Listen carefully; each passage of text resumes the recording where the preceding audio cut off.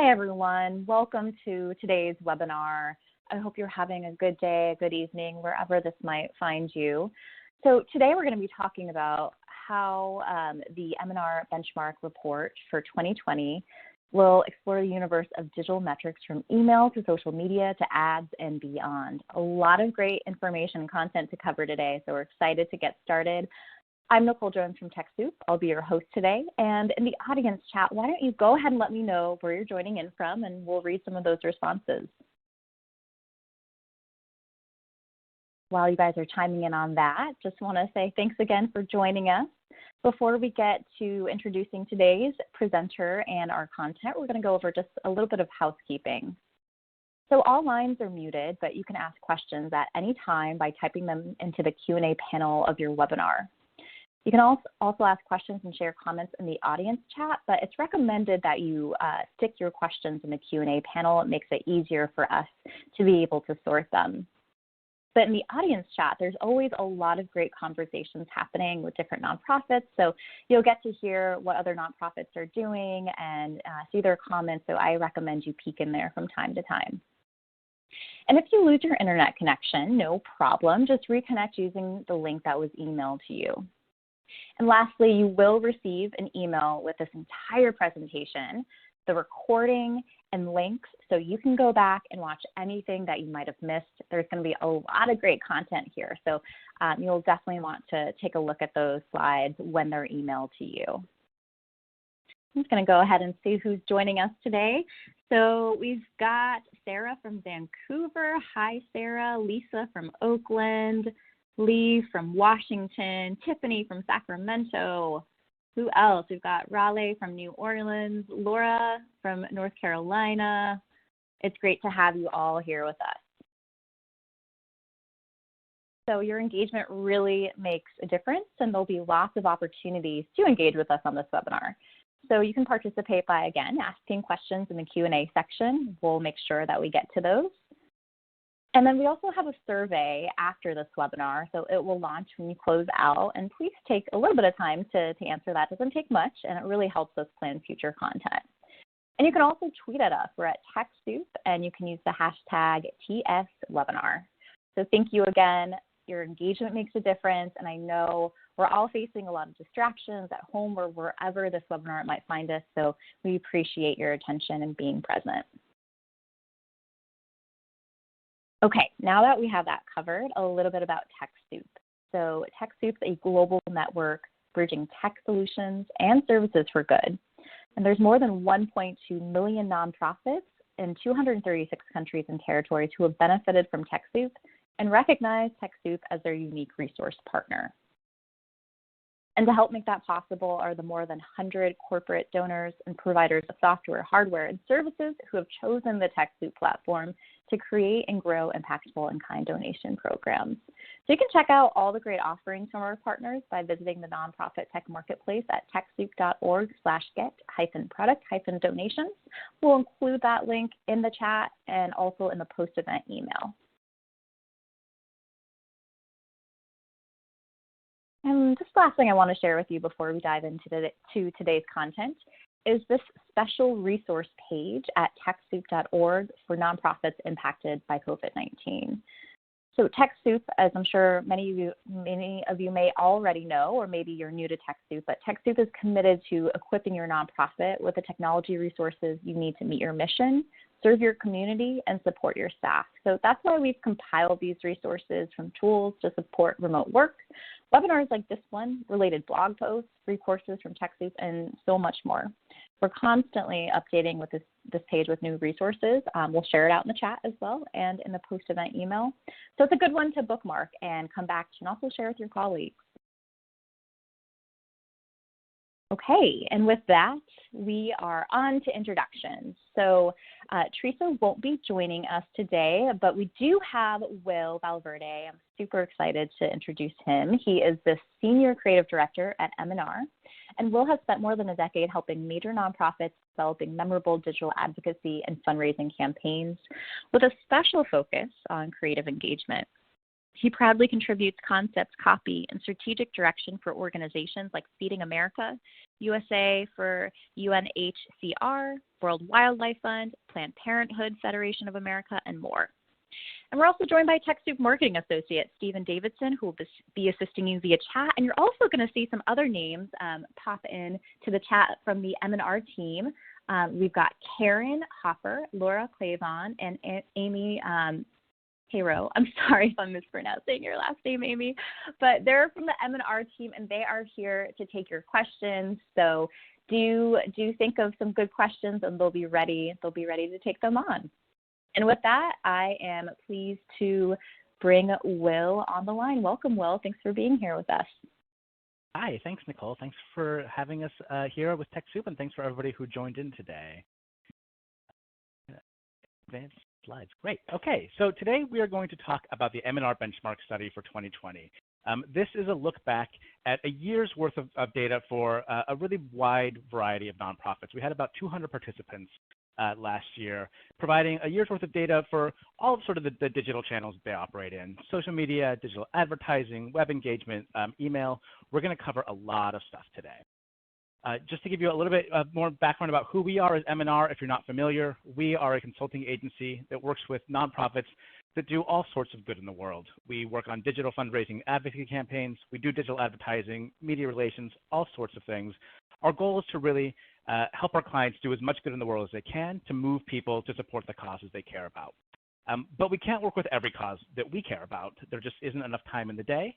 And so we really make an effort to share what we have learned through our own testing, through our own experience, through our own work with our clients, with as broad an audience as we can. We have a blog that's where we share white papers and test results.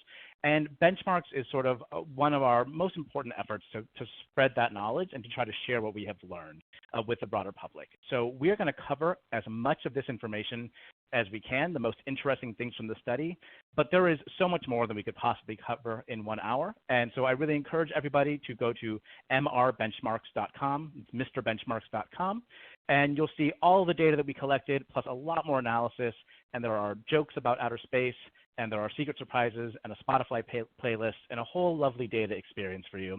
But we're going to cover the highlights today. Once again, there will be a video recording of this that goes out, not a video recording, an audio recording of this, as well as the slides. We do have folks in the chat window right now answering any questions, because I am going to move quickly through a ton of information. And we'll try to have some time at the end for a more extensive Q&A and dig into some of the bigger questions. We have, like I said, 201 participants in last year's benchmarks across what we define as eight sectors plus other. As we look through the data, first of all, thank you to those participants. We can't do any of this without them. Having 200 participants means that we have a really broad data set, and the bigger our data set, the more reliable it is, the more comprehensive it is. So thank you very much if you're one of those participants and you joined in with us this year. We really appreciate it. If you are not, you probably feel very left out, and you don't have to feel that way. You can actually join in as well. Everybody is welcome to join. Again, at mrbenchmarks.com, there's a link to just express your interest in participating next year. And it's really important to get that participation, because without it, we can't actually have any data.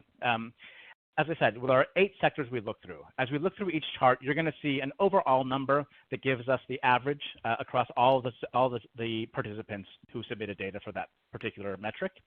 That average is the median in each case. So half of the groups had a number higher than that, half of them had a group lower than that, had a number lower than that for any given metric. That allows us to try to avoid having one particular outlier really swaying the average data. In addition to that overall number, we typically report by sector. And so really encourage you, if you're an environmental group, look at that overall number and then look at what the metric is for environmental groups as well. Because oftentimes we see that different sectors behave really differently and are seeing different results. If you're not sure where you fall because you sort of have one foot in a couple of worlds, we do have a complete list of all the participants, again, at our website, so you can really see sort of where you belong.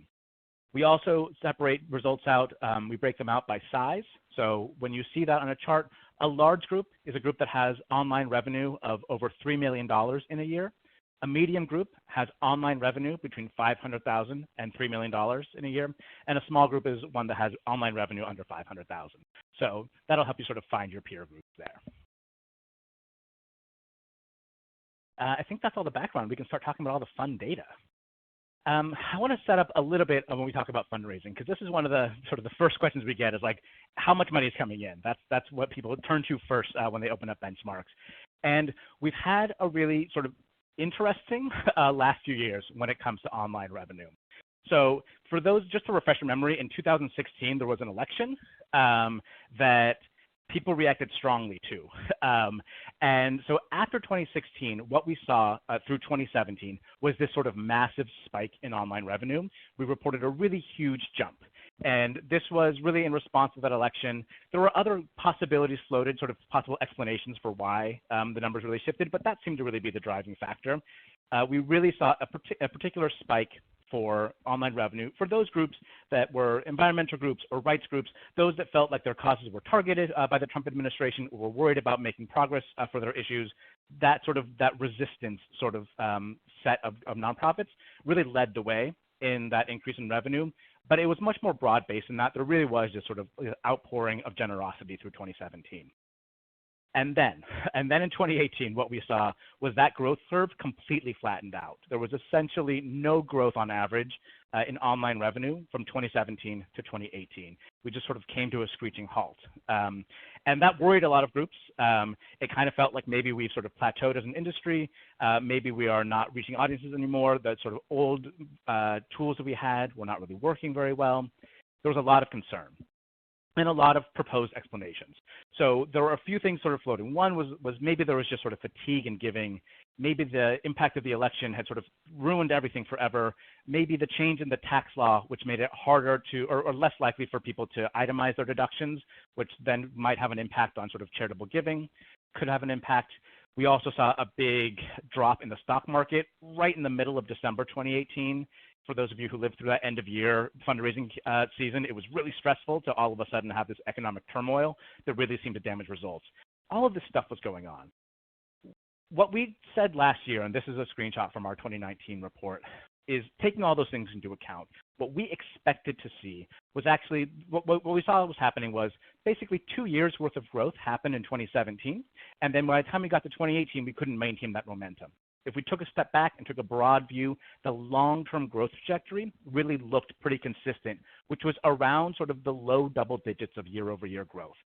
Smoothing out the curve over several years, that is what we found. And so we made this prediction, which we almost never do in benchmarks. We really prefer to talk about what we know and what has happened rather than what we think might happen. But we said, if that's all the case, then we should expect to see a return to double-digit growth in 2019. And so really went out on a limb there. And what we found was, in 2019, yes, we got back onto that long-term trajectory. Total online revenue grew by 10% in 2019. We are back on track, or we're back on track with that long-term low double-digit growth year over year. That's what we've expected to see over the last 14 years that we've been doing this benchmark study. It is what, in normal circumstances, I would expect to continue seeing. And obviously, we're not in normal circumstances right now. With the pandemic, with the effects that's having on the economy, with so many people out of work, with so many nonprofits, strategies and routines sort of thrown up in the air, whether you are having to cancel your gala or having to figure out how to work remotely, there's just all this uncertainty on both the nonprofit side and certainly on the donor side. And so I think what we're going to see right now in this moment is a lot of volatility, just like what we saw after the 2016 election. There are going to be some nonprofits that receive a really big outpouring of support in this moment. I would expect that to be especially true for those groups that are leading the response. So things like food banks that are helping people survive this moment might see a big outpouring of support. At the same time, those institutions that really rely on in-person fundraising, so if you're a museum and you rely on memberships and ticket sales, this is going to be a really, really difficult moment to get through. A lot of those things are going to have to move online. We're going to have to try to supplement that. But if we take a step back, I believe, and I have hope and expectation that while this year might be really unusual, that what we will return to a long-term growth trajectory that is about on par with this low double-digit growth year over year. We just have to sort of make it through until we can get back on track. This is another way of expressing that same sort of experience, that same story I just told. So this is taking 2015 numbers as a baseline. What we saw in 2016 was 16% growth, pretty strong. That was sort of the historical trajectory that we had seen over the long term. we see this massive jump up to 41% over the 2015 numbers in the next year, 2017. That's that post-election bump. Things really flattened out in 2018, and then in 2019, we're sort of back to this long-term growth, low double digits. That's what we should expect to see moving forward, although I'm going to acknowledge that 2020 is probably going to look very strange to a lot of nonprofits. If we look at the type of revenue that is coming in, this is sort of a long-term trend that I don't expect to change a whole lot right now. And I think this is one of the numbers that gives me a little more hope for stability moving forward. One-time giving grew by 8% over the last year. Monthly giving grew by 21% online. So that faster growth in monthly giving than one-time giving is something that we have seen year after year for the last several years. I expect that to continue to happen. And it's something that in this moment where there is so much volatility, having a really big base of monthly giving support that you can rely on is really going to bring more stability to your revenue, to your budgets, something that you can count on. I do expect that there are many nonprofits out there who are seeing higher attrition, more people having to sort of call up and say, you know, I'm really sorry, but I'm out of work right now. I can't maintain my monthly giving that I've been doing in the past. But in general, what we find is a lot more retention, a lot steadier giving from monthly donors than from one-time donors, and having that stability is really going to be helpful in this moment. That is something that we should continue to emphasize. This faster growth for monthly giving, part of this is about what donors want. Part of this is because you have your Hulu subscription and you have your Netflix subscription and your Birchbox or whatever it might be. It just makes sense to a lot of people right now to be like, well, I'm also going to have a subscription to a cause that I care about. I'm going to make that small monthly donation. I'm going to make that $20 a month and support this cause so that over time I know I'm making an impact. At the same time, we're seeing a lot of nonprofits really emphasize monthly giving. So they are making it be the default on their main donation page. They are putting out direct appeals that are really saying, make your monthly support, whether that's an email or an advertising campaign. They are making that case for why becoming a sustainer is the best way to support a cause that you care about. So when we have both of those things pulling in the same direction, what nonprofits want and what donors want to do, then we really see that faster growth in monthly giving.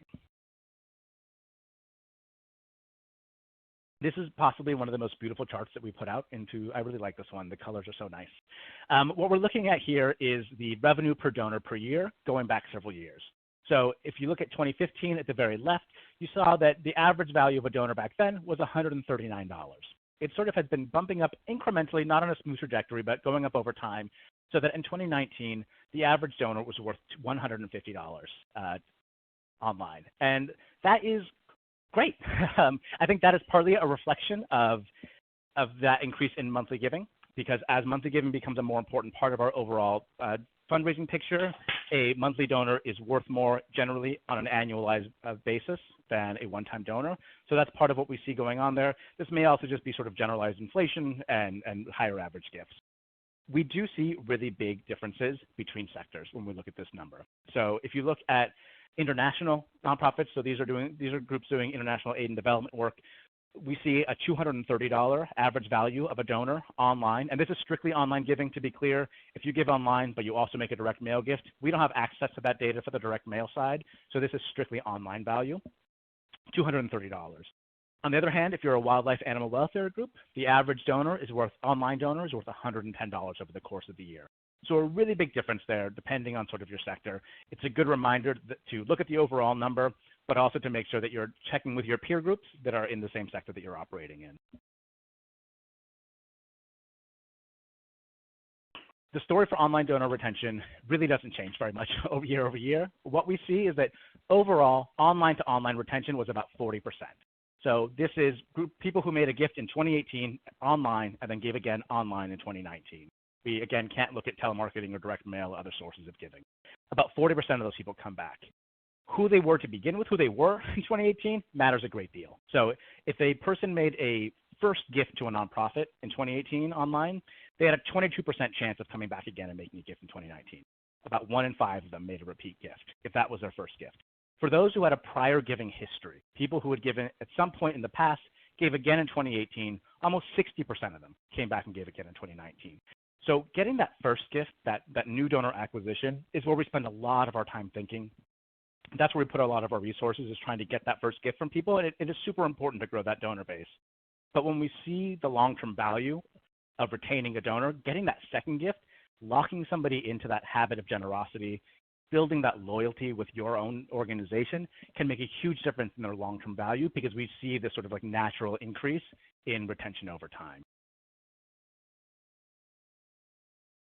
I'm going to switch gears a little bit here and look at broader web engagement beyond just fundraising. So the first thing I want to talk a little bit about is online traffic volume as a percent, organic traffic volume as a percent of overall traffic. There's like a lot of words in here. What this means, organic traffic, is people who come to your website by searching and then clicking on a non-paid search result. So I can search any term I want, whether it's your nonprofit's name or a related cause-oriented search term. But if I put that into Google or I ask Jeeves and I get these search results, I click on it, that's organic traffic, as opposed to a paid search result or any of the other ways that somebody might arrive at your website, clicking on a link to your email. All that stuff aside, the organic traffic search results that are not paid account for 44% of your traffic. That's almost half of everybody. That is a massive amount of traffic that is coming from this one source of people putting in something into their search bar that they are interested in learning more about or making a difference on, and then ending up at your website. They may be coming right into your homepage. They may be coming into an interior page, but they are coming there because they search about something that is somehow relevant to your organization. They may not have any pre-existing relationship with you, and so it's our job to welcome them, to engage them very quickly, and to try to make the most of this massive source of traffic. What we see is that it's really hard. So of those organic visitors, those people who search for something, 0.17% of them made a donation, and they were worth about 30 cents per visitor. These are tiny numbers. The 44% of traffic is a huge number. So if we can make these little numbers go up even a little bit, if 0.17% goes up to 0.2% of that massive source of traffic, we are going to see a significant and important shift in our overall revenue. So our task is to make our websites as effective as possible at converting those people who are coming in via search results into donors, or at the very least into leads that we can follow up with by collecting their email address, their phone number, some way of staying in touch with them. That is such a big part of what we need to do. There is not a single best way of doing that, and this is why our work is hard. The best way to really affect these numbers is through thoughtful and constant testing. Testing out your content, testing out your layout, what is the ask you're making, where are you placing your donation asks. All of the ways that we can try to engage people more deeply when they arrive on our website can help to increase the value of each individual donor. And since we know that there's a massive flow of people coming through this source, this sort of organic search source, making those changes to bump up these numbers, even in a pretty small way, can have a really outsized impact on our revenue. Increasingly, people are using mobile devices to visit our website. When we look at the traffic number over 2019, half of all traffic came from users on mobile devices, on their cell phone. 41% came into desktop. I'm going to ignore tablets because kind of who cares about the tablets. When we look at transactions, we see that the numbers shift a little bit. So while mobile users were half of all traffic, they were a third of all donations. That's what transactions is here. And they accounted for 25% of revenue. So a couple of things are going on here. One is that an individual desktop user is likely to be more valuable than an individual mobile user. They're more likely to give, and when they give, they're giving a higher average gift. That's why we see the numbers sort of shift from bar to bar here as we go down. But just as important, or maybe more important, is the numbers in parentheses here. The plus 11% under the mobile, that purple bar, that means that mobile increased its share of overall traffic by 11% in 2019. The mobile share of transactions increased by 17%. The mobile share of revenue increased by 20%. So while desktop users are still worth more on average than a mobile user, that is shifting. Mobile users are catching up, and they are already making up a significantly higher portion of overall traffic than desktop users. So there are a couple of things that we need to take away from this. One is that mobile optimization is not like an option. And I think most groups are not seeing it that way anymore. This really is, we should be designing our web experience in a mobile-first way. Part of that is about layout and content, but we also want to make sure that we are addressing these underlying issues of transaction share and revenue share. We want to make it as easy as possible to actually complete a gift if you arrive on a mobile device. So things like PayPal, Apple Pay, these new-ish tools that are intended to make mobile giving easier are something that you should be experimenting with, testing if you're not already doing it, and really digging into, because we know that traffic share for mobile users, that's going up year after year. That's probably not going to ever go back the other way or any time in the foreseeable future. Mobile is going to be how people arrive at your website. It is our job to help people make the gifts that they need to support their revenue goals. Moving along to email messaging. We're going to move quickly through these because there's so much fun things. Not that we've been slow so far. I know this is a lot to take in. Once again, you can explore all of these numbers at your leisure at mrbenchmarks.com, and this will be going out for you to peruse after the call. I know we've got a lot to go through. Anyway, let's talk about list growth. So list growth was actually negative in 2019. We saw list size decline by 2% over the course of last year. This was after seeing small but significant growth in the previous year. So we had 8% growth in 2017, 6% growth in 2018, and then suddenly we saw this 2% decline in email list size. This is a number that I think on the surface looks bad because we want to have big audiences, but what I think is actually happening here is that this is a reflection of nonprofits taking list hygiene really seriously. So people are taking a look at the big inactive portion of their list, somebody who might have signed up with like a Hotmail account in like 2004, and they're still on your list, but they haven't opened an email in 6 years. Those people help to make the list size numbers look bigger, but they're actually not helping any of our actual goals in terms of revenue or taking action. They aren't helping our goals. And so many nonprofits now are taking a much harder look at the inactive portions of their lists, being much more aggressive about cutting off that dead weight, which is going to lead to smaller list sizes, but healthier programs. And that is not a bad place to be, as much as we all like to see the list size numbers go up and up and up. We are seeing the results of that when we look at these next numbers. So what we have here is a lovely table showing the key metrics for emails: open rates, click-through rates, page completion rates, and response rate for different types of messaging. I want to focus in first on fundraising, the bottom row here. Our open rate on average was 17%. You really don't see a lot of changes depending on the type of messaging in open rate. So I think that's one thing to pay attention to. Advocacy messages had a 16% open rate. Fundraising messages had a 17% open rate. What's happening here a little bit is that people decide whether to open or not open your message based on who you are, based on the relationship they have with your nonprofit, rather than they see they see a message and they're like, oh, that's going to be a fundraising ask, I'm not going to open that one up, or like, oh, this is about taking action, I want to open it. That's not what's driving decision-making at the level of opening up a message. If we look at click-through rate, this is where we see the nature of the ask really determine how frequently people are doing the thing we want them to do, whether it's taking action or making a gift. Click-through rates for fundraising messages was 0.56%. So 0.56% of people who received a fundraising message, actually clicked through. They clicked on that donate button. Of those people, 11% actually completed their gift. So we see sort of a sharp drop at each step of the process here. That is the nature of what it means to do direct response fundraising. We start with a great big audience, as big as we can make it, and then we lose people at every step of the way. The response rate was 0.05% for fundraising messages. So 0.05% of people who received a fundraising message actually completed a gift, which is tiny and significant. This is our audience. These are the people who are actually driving the revenue. And what we saw here was actually a slight increase. That was a 0.78%. We're going to call it a 1% increase from the year before. That's not the huge growth, but this is actually the first time in 14 benchmark studies that we have done that we saw a positive number year over year on response rate. What we had been seeing, what we've seen in every other year, is a long-term decline in response rates to email fundraising messages, and for the most part, advocacy messages as well. I don't think this is because we've figured out how to be better necessarily on average at writing compelling fundraising messages. I think that's always something we're working on. The growth of this in the aggregate, I think, is tied to the decline in list size. It's because we are reaching more qualified audiences and no longer chasing after people who are not paying attention and who have no intention of supporting our nonprofit. So the reason we see better numbers on average is because we are targeting our messages more effectively, and that is a good thing.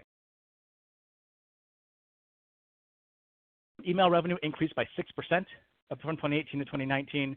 That is Slower growth than other sources. So while email is growing, it's not growing as fast as many other channels online. We do see big swings here depending on the sector. Again, public media had 58% growth in email revenue. We saw a decline for rights and wildlife animal welfare groups.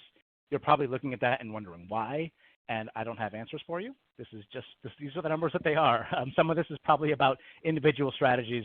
Some of this might just be the environment that we're working in, where some particular sectors or types of nonprofits or causes are more relevant to donors in a given year. The share of revenue from email declined slightly. So email accounted for 18% of all online revenue in 2018. In 2019, that was down to 16% of all revenue online. And again, that's because while email giving did grow, it grew by 6%, it grew at a slower rate than other channels, ad-driven revenue, online revenue from direct web visits, those other places that people can be giving online. So as we look at this, I think it's a reminder that we need to have a sort of diverse program that is fundraising in lots of different channels all of the time, because we can't rely on any one channel to really drive revenue on the whole. Email is super important. We spend a lot of time on it. It is also 16% of the overall pie. So there's a lot of other work we need to be doing as well. If you send 1,000 emails, 1,000 fundraising emails to your audience, you are likely to receive, on average, $45 in return, which I think is maybe like the most depressing way of thinking about the fundraising numbers, is you have to send so many emails, 1,000 of them landing in inboxes to receive $45. For those of us who spend a lot of our time crafting fundraising email, really trying to make the most out of each one of these contacts, this is like such a bummer number to me every time. But it is what it is, and this is something that has been consistent for years and years now. This is about where it tends to fall in. Again, this is a sign that we need to have a big, healthy email list is super important. So we do want to be growing those lists, but we want to be growing them with people who are really paying attention and who actively want to be supporting our cause. That is so crucial. As we look at the volume of messages, this is sort of like, this is what it feels like, I think, to be on a nonprofit's email list. On average, a nonprofit sent 15 fundraising messages over the course of the year to a subscriber. Those aren't going to be evenly spread throughout the year. We're going to see a big concentration usually in December, maybe one or two times throughout the year when we have a big campaign, and otherwise in drips and drabs. Advocacy messages, on average, there were 4 of them per subscriber per year. We sent about 9 newsletters and about 7 other messages that sort of don't fall into that. So that could be an event invitation. That could be a cultivation message on Thanksgiving, something like that. On average, if you're on a nonprofit's email list, you received 50 messages over the course of the year. It really, the nature of the messages and the volume of the messages shifts pretty dramatically depending on the sector. So as we see, public media down there has that big green bar of newsletters.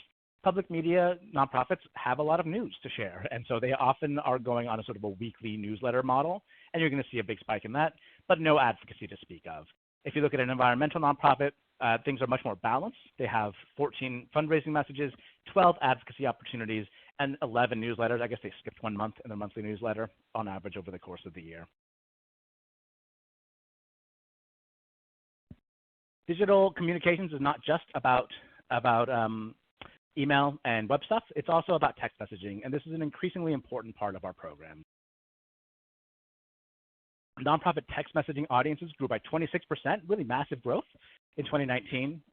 To put that in context a little bit, Facebook audiences grew by 4% on average, and as we already saw, email list sizes declined by 2%.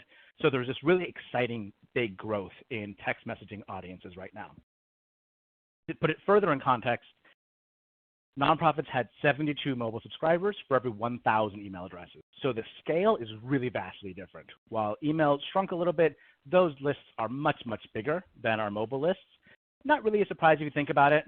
Email's been around a lot longer. It's a much more robust program for most nonprofits. And in many cases, we are building our mobile list off of our email list. So we're using that email list to send people invitations to sign up for text messaging. The metrics for text messaging, I think, are really exciting. So when you look at the click-through rate for mobile fundraising messages, it's 4.2%. That's not huge. That is about 10 times higher than the click-through rate for email fundraising messages. So it's like an order of magnitude higher. Similarly, with mobile advocacy, the click-through rate is almost 10%. That's about 5 times higher than what we saw for email click-through rates. It's a little bit tricky to measure these numbers because of the nature of the platforms we are oftentimes not able to see what people actually do once they click through on a fundraising ask or on an advocacy ask. So we can't actually compare response rates, but the underlying sort of engagement, how many people are paying attention, tends to be significantly higher. And I think that points to a real opportunity.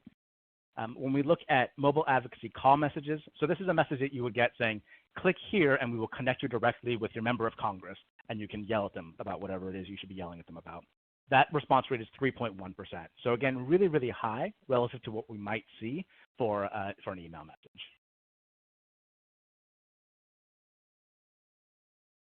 We also took a look at peer-to-peer SMS metrics. So this is messaging that is not a broadcast from the nonprofit as the nonprofit saying, hey, click here to take action, pay attention to this thing. These are using tools like Hustle and Get Through, which provided data for this section, so we thank them as well, where you have a volunteer or a staff member saying, hey, this is Will at whatever the nonprofit is. I want you to know that we're having a rally, or we're trying to get out the vote, or we need people to take action. We need people to give to this cause.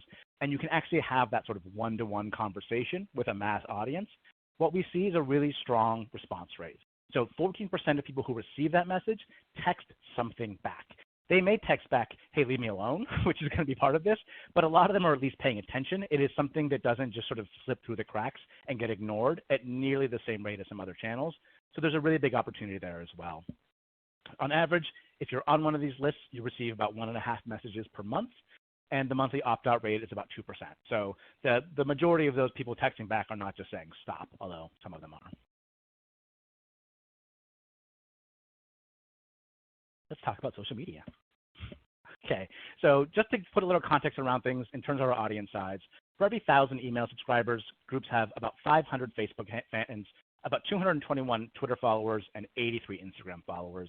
This is, I think, to be expected a little bit when you think about how long these platforms have been around, how long it's been since nonprofits really embraced them, and just actually the relative size of these platforms amongst the public at large. Growth is sort of inversely proportional to those. So Facebook has been around the longest.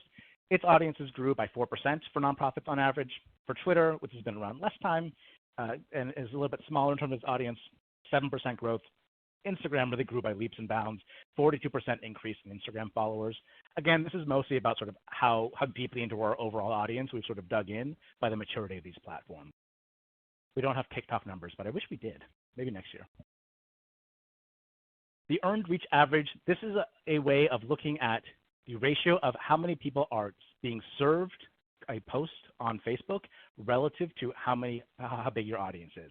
So that 0.091 means that if you have 1,000 followers on your Facebook page and you post something, 91 people will actually see that message. So what we're looking at here is a ratio of people who see a thing that you post on Facebook relative to how big your audience is. This is small. It means that you have to really have a very, very big audience to reach very, very many people at all. And this is something that we don't have a ton of control over because not everything that we post on Facebook gets served up to our audiences. And that is driven largely by Facebook's own algorithms, Facebook's own decisions that we cannot control directly. We also see that ERA, that earned reach average, is declining. So it was 16% lower in 2019 than 2018. Which means that an individual post for a nonprofit, if your audience size didn't change at all, you were reaching fewer people per post in the following year. And that's going down over time, which is really concerning because it means we can't actually reach the audiences that we want to be reaching. Related to that, another way of looking at it, each organic Facebook post, so an unpaid post, reached just 4% of a nonprofit's fans. If you post something on Facebook and you have this great big audience, 96% of them don't see that post. They are never served it by Facebook. They never have a chance to look at it. On the flip side, 28% of the audience that does see a post was not already following the nonprofit. So we do have access to this audience that are not already paying attention, that are already following us through people sharing content, through people reposting, that sort of thing.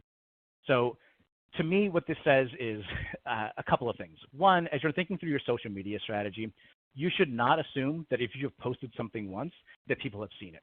Because if you posted about something just one time, the vast majority of your audience, even those who want to pay attention to you, who have signed up to follow you, were not served that content, and you should definitely post about it again. We also need to keep in mind that a big chunk of the audience that we are reaching isn't already following us. We need to make sure we're speaking to that audience as well, who may not be as familiar with us. I just said some relatively, I think, mean things about Facebook because I don't like the way that they control our content. But I'm going to say some nice things about Facebook because Facebook fundraising is, I think, a really exciting opportunity that in this moment when so many traditional peer-to-peer events and fundraising opportunities are being canceled because people can't gather together, in this moment when people are really trying to find and build a sense of community, trying to help the causes they care about in a variety of ways, Facebook fundraising can be a really important opportunity. In 2019, 3.5% of all online revenue came via Facebook. 3.5% of all of the revenue, counting ad-driven revenue and web-driven revenue and email-driven revenue, all of those things together, Facebook accounted for 3.5% of revenue. That's pretty huge when you think about it, especially when you think about how many of those people who are giving to your cause via Facebook fundraisers were not already supporters, maybe were not an audience that you had any access to at all. The average gift to one more thing there. Look at the health groups. Health groups received almost 10% of all of their online revenue via Facebook. That is huge. That is a life-changing amount of revenue for a nonprofit when you're getting 10% of your online revenue from one source like this. It is massive, and it is a sign that health groups are experiencing a really different level of support from people setting up fundraisers. When we look into the numbers a little bit deeply, we see that the average gift doesn't really change that much depending on sector. You get about $30 per gift when somebody sets up a fundraiser. When somebody sets up a fundraiser, they're generating about six gifts on average. So if you set up a fundraiser for your birthday or whatever it might be, and you raise more than 6 gifts and you have an average gift more than $30, congratulations, you are very good at online fundraising. You should keep doing it. When you look at the health groups here, they don't stand out in any way. Their average gift wasn't really very much higher than the overall average. Their average number of gifts was actually a little bit lower. What that means is the big important revenue source for health groups is not happening because when you set up a health fundraiser, you get a really amazing response. It's because lots and lots of people are setting up fundraisers for health nonprofits. And that is about the personal connections that people have to these causes. They may be survivors, they may have family members who are affected by a disease. It's also because health nonprofits have a long history of peer-to-peer fundraising. They have these walkathons, they've had them for years. Transferring that model and that sort of ethos into a new platform just is a really natural shift for them. If you are trying to make this be a bigger part of your overall revenue picture, you should be looking at increasing the volume of fundraisers that are being set up. You should be asking your supporters, your sustainers, to use their birthday, to use Giving Tuesday, to use these moments to set up fundraisers for you so that you can grow this part of your revenue stream. We do see a big spike, speaking of Giving Tuesday, in November and December. And this is really driven by Giving Tuesday. This is less so about the end of year fundraising season and more because Giving Tuesday fell on December 3rd last year. When we reported this number last year, we saw a big spike in November because with Thanksgiving moving around, Giving Tuesday had been in November that year. This year, if you're not already planning ahead, it's going to be on December 1st. So I would expect to see a roughly even balance between the sort of early bird Giving Tuesday giving in November and that comes in on the day of and a little bit after in December. I expect to see this sort of balance out a little bit. All right, digital ads, our last big data section. Power through here. Nonprofits increased their investment in digital advertising by 17% over the course of last year. That's a pretty big spike. We do see wide variations between sectors, and we actually saw a decline in the share and the size of digital advertising investment for small nonprofits last year. It actually went down by about 25%. Large nonprofits, again, that's nonprofits with revenue above $3 million online over the course of a year, increased by almost a third their spending in digital ads. This is, I want to be really clear, this is not an ROI number. This is the ratio of how much we are investing on digital advertising, divided by how much we are getting from all sources online. So for every dollar that a nonprofit raises online, they are reinvesting about 7 cents in digital advertising over the course of the year. So if a nonprofit had online revenue of $1 million, they spent an average of $70,000 in digital advertising. Again, this is not an ROI number. This is really meant to give you a sense of like, what's like a normal amount to spend? So I think that's sort of the first big question for a lot of groups is, what's everybody else doing? How much, if I have this much of a budget, how much of it should I be devoting to online advertising? And this should give you at least a ballpark sense of that. That spending really does spike near the end of the year, especially when we look at social and display advertising. Display advertising is banner ads and that sort of thing. We do see a big spike as so many nonprofits get really aggressive about their fundraising asks through November and Giving Tuesday and on into the December end of year fundraising season. We don't see big changes in the overall spend for search advertising over the course of the year, and that's really because there's a ceiling to how much you can spend on search advertising. There are only so many people who are searching for terms that are relevant to your cause or your organization. Once you've reached those people, there's not a whole lot else you can do with search spend. View-through revenue accounted for 43% of all digital ads giving. So view-through revenue is revenue that is influenced by advertising, but not directly traced to it. So it's not somebody clicking on your ad, but it is somebody maybe seeing a banner ad and then being more likely to respond to an email later on, or being served a social media ad and then Googling your organization and ending up in that source. So view-through advertising is a really important way of looking at how much of an impact our digital ads actually have. The share of digital advertising budget by goal. So this is something that is really different depending on the size of your nonprofit. Large nonprofits spent about a quarter of their digital ad budgets on branding, awareness, visibility campaigns, and about 44% on direct fundraising. Small nonprofits really flipped that ratio. They spent about 46% on just being seen, on raising their awareness, and only 21% on fundraising. This may be partly about sort of the different needs. A small nonprofit may not have the name recognition, may feel the need to sort of just elevate their visibility in their community. They may also see less strong results in fundraising, and so they sort of are balancing differently than a large nonprofit that may not need the visibility and really needs to rely on direct fundraising from this source. When we look by channel, we also see these really big differences depending on a nonprofit size. So display advertising, again, that's like banner ads for large nonprofits, was 35% of all advertising. For small nonprofits, it was 2%, so almost none of it. Social media accounted for 54% of large nonprofit spending and 96% of small nonprofit spending. And so I think this is really about sort of the barriers to entry. When you are setting up an advertising campaign for the first time on Facebook, it's a pretty straightforward, simple process. Even if you have a relatively small budget or a relatively small staff size that is trying to figure this out, it's much more straightforward. Figuring out display advertising there are just a lot more options.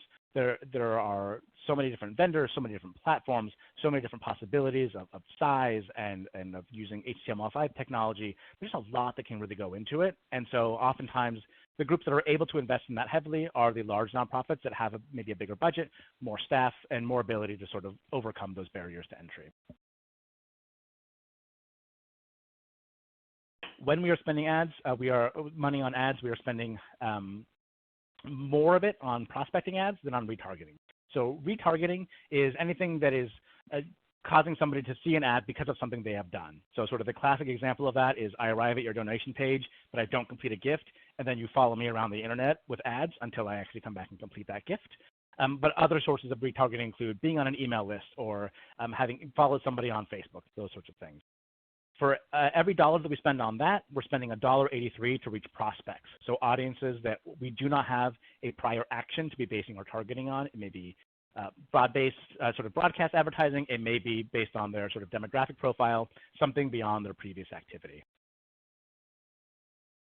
When we look at return on ad spend, so this is closer to an ROI number. This is how much you get back for every dollar that you spend. For every dollar you spend on display advertising, we're seeing 74 cents in immediate return. For social media, that's 70 cents, pretty close. For search, that number is much higher. For every dollar we spend on search, we're getting $3.60 back almost, much, much bigger. So I think looking at this, sort of the first thought is like, oh, well, let's just spend all of our money on search. But like I said, there's only so much money you can productively spend on search advertising. Eventually, people are no longer looking for terms that are relevant to your cause. You can't really productively expand that audience. Whereas the overall internet is actually very large, so there's never going to be a shortage of banner advertising space anytime soon. This doesn't mean that display and social media advertising is losing money. It sometimes means that we just need to wait a little bit longer to get to that break-even point. So getting that second gift from somebody after they've been brought in from this source, waiting 18 months and seeing sort of what is a long-term value is often where we see sort of that these channels hit that break-even point. This is our last data slide. It's cost per digital advertising lead, one of the most exciting ones. So if you are generating a lead that is getting somebody to sign a pledge or a petition, join your email list, using digital advertising. It costs about $2.50, which is really aligned with a lot of the other sources when you think about chaperoned emails, some of the other paid sources for digital leads. It's pretty close in many cases. So if this is something that you're not doing yet because you think it might be prohibitively expensive, you're probably going to see pretty substantial results. And with really effective targeting, you can get really valuable leads out of this kind of an effort. I'm sorry I said so many words at you in that last hour. It was a lot. But we are done now. We are done with that part of things. Like I said, there was so much more, even though I was talking fast that whole time. Please come visit it at mrbenchmarks.com. Explore everything at your leisure and see how many fun things we have at that website. And I'm going to hand it over to Nicole now. Yes, thank you so much, Will. So much good information there. Do check out the full report. Stick around. You'll also get, again, a replay of this webinar, so you can go back and listen and pause to any parts you might want to revisit. So now it's time for Q&A, and we've already gotten some good questions that have come in, but keep them coming. So go ahead and use the Q&A panel. I think on the side it says chat box, but use the Q&A panel to submit your questions, and we'll start taking them. We just have about 7 minutes or so, so we'll try to get to as many as possible. So let's start with this question, Will. What can benchmarks teach us about how to continue fundraising, communications, and marketing throughout the COVID crisis? I think that's the question of the hour. For me, the long-term view is really important. And the big lesson is that you should be fundraising. I think for many groups, the impulse is to sort of pull back, especially if you're not sort of a frontline organization that is really doing something in response to the pandemic. It can feel like, well, this is not our moment and we need to hold back. And I don't think that's what donors want. I think they want to hear about the causes that they care about. They're still responding in really great ways to the ask that we make. And so I look at this as saying the things that were working well for you last year probably have a lot to say about what's going to work well for you in this moment. And you should continue to speak honestly and transparently with your donors and really communicate to them about what your needs are, what good you're trying to do in the world, and why it still matters now in this moment and is going to matter a year from now. Great. Thanks, Will. Let's see. Here's another question. Since email response rates are so low, do you recommend shifting focus on Facebook fundraisers or SMS fundraising where groups are seeing a lot of growth? I don't think it's an or question. I think it's an and, unfortunately. Our world is so much more complicated than it used to be. There was a time when having a website, like sort of a homepage that was decent, and having an email program that was robust was basically all you needed to have a successful digital program. It's just not like that anymore. You need to be doing Facebook fundraising and social media and ads, and you can't stop doing email. It really is sort of all channels all the time in order to really find success. And part of that is that your individual audience members are not living their lives in one channel. They are in all of these places. And when we are showing them one big multi-channel sort of omnipresent approach to talking about our cause, that narrative sinks in and it gives them the chance to support your organization in whatever way makes sense to them.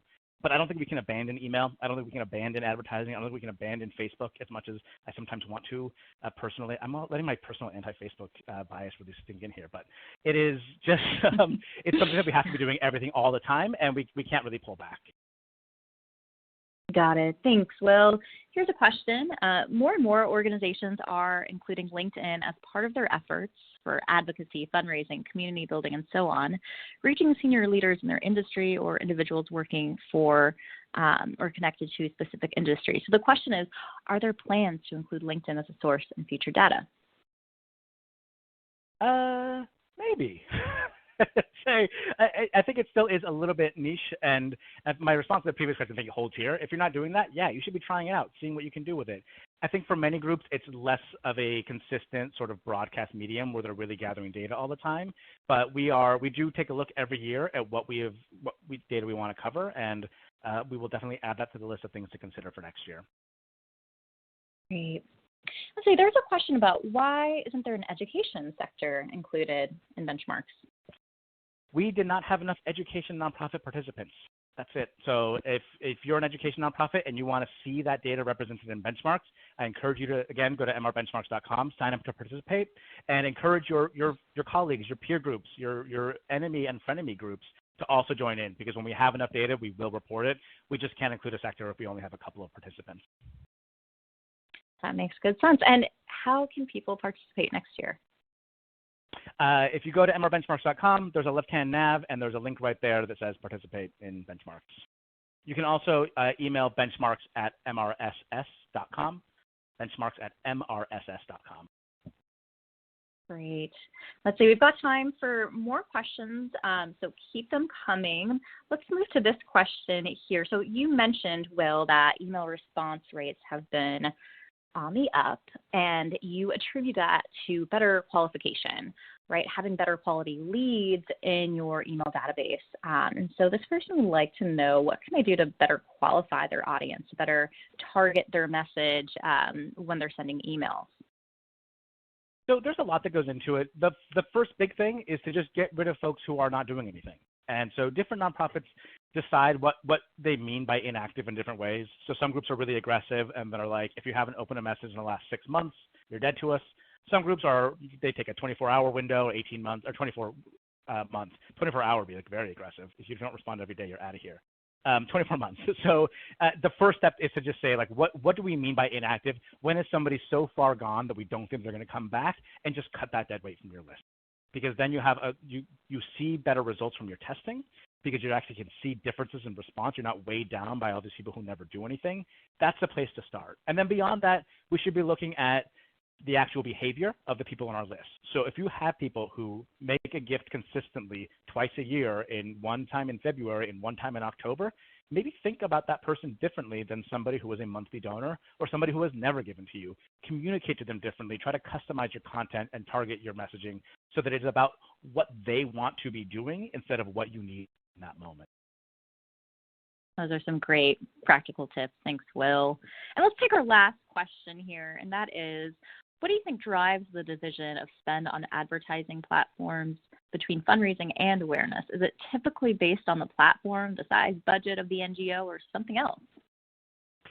It's all of those things and more. This is something that is very unique to each organization and their specific needs.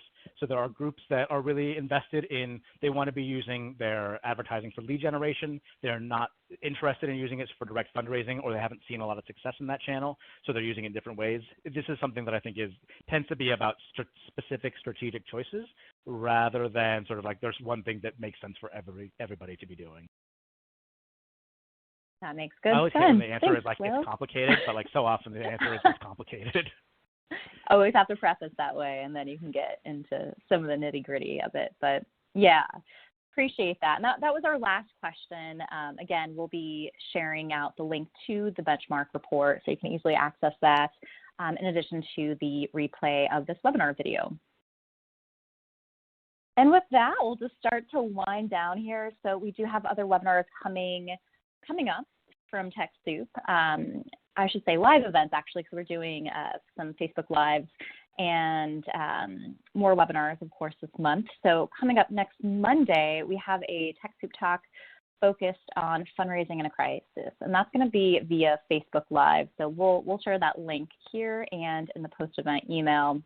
And the next week, we also have a webinar on digital divide during a pandemic and how to work toward inclusion for your nonprofit community.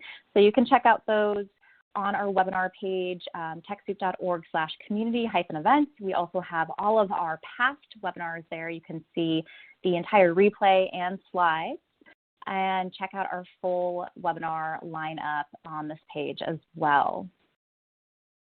And with that, thank you so much for joining us, Will, and M&R team, for answering all those questions. Thanks, everyone. And with that, we will close out, and there will be a post-event survey. Please take your time to answer that. That helps us with future webinar content. And have a great rest of your day. Take care, be safe, and we'll see you soon. Bye-bye.